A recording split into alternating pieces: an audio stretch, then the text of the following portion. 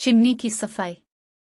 भूलो खरगोश बहुत नाराज था। वो चिमनी में आग लगाने में मुकम्मल तौर पर नाकाम हो चुका था। उसने फूंकनी से आग जलाने की कोशिश की तो धुआं इसके हल्क में घुस गया, जिससे इसे बेतहाशा खांसी आने लगी और आंखों से पानी बहने लगा। खरगोश ने सोचा कि इसे चचा भालू के पास जाकर पूछना चाहिए कि वो क्या करे। चचा भालू कोयलों की सूंधी सूंधी आग के पास बैठे थे।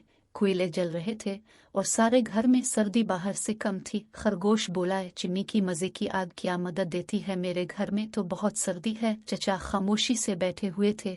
उसकी बात सुनकर बोले, लगता है तुम्हारी चिमनी गंदी होने की वजह से बंद हो गई है, तुम्हें उसकी सफाई करनी होगी। भूलो हैरान होकर बोला, सफाई? लेकिन मेरे पास तो झाड़ू ही नहीं, मैं झाड़ू किससे लूं? फिर घर वापस आने तक भूलों की भौवें भी चढ़ी रहीं और बड़ी मूंछें भी। वो सोच रहा था और आखिर सोचते सोचते इसे एक तरकीब सूझ ही गई। अगले दिन वो बी लुंगड़ी के घर गया और इसे अदब से कहने लगा, मुआफ कीजिएगा, मुझे लगता है मेरी चिमनी में एक सूना ताज़ा मुर्गा फंस गया है। मुझे इसकी अजान देने की आवाज़ें आ रही हैं। बी लुंगड़ी को इससे बड़ी खुश खबरी भला क्या मिल सकती थी कि वो रात का खाना भुने मुर्ग से खाए।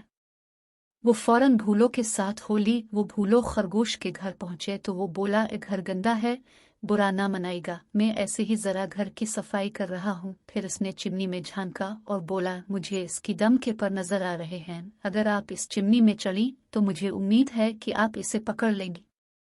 बी लुंगड़ी हाँफते कांपते बड़ी मुश्किल से चिमनी में चली तो चिमनी के नीचे सियाराख का ढेर लगने लगा। बी लुंगड़ी की लंबी दम बिल्कुल एक झाड़ू का ही काम कर रही थी, जो आदेर अलिफादेर चिमनी की दीवारों से लगकर उन्हें साफ कर रही थी। इसका दम घटा जा रहा था। वो चलाई, मुझे कोई मुर्गा नजर नहीं आ रहा। भूला बोला, थोड़ा सा और ऊपर जाएं। लुंगड़ी तब तक चिमनी से निकलकर छत पर पहुंच गई थी। वो हैरान हो गई थी क्योंकि अब वो सिर्फ एक काम कर सकती थी कि फिसल कर वापस जाए।